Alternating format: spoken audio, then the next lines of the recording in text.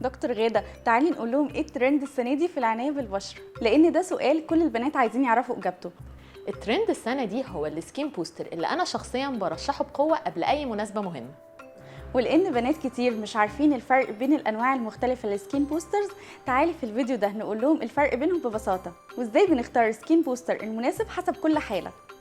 مبدئياً كل الأنواع فيها نون كروس لينكد هايلورونيك أسيد، وده اللي بيخلي البشرة مترطبة ومشدودة. ولو عندك تصبغات وعايزة توحدي لون بشرتك، يبقى أكيد الرويال ميكس هو الحل، اللي بيتكون من النيو فاوند والأمبر سافرون.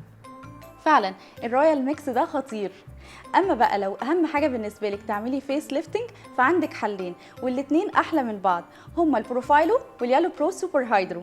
ومهما كانت احتياجاتك، احنا عندنا في وان كلينيك كل انواع السكين بوستر، وهنرشح لك احسن حاجه ممكن تفيدك. واستمتعي بعروض العيد في وان كلينيك، وادخلي الصيف بفريش لوك.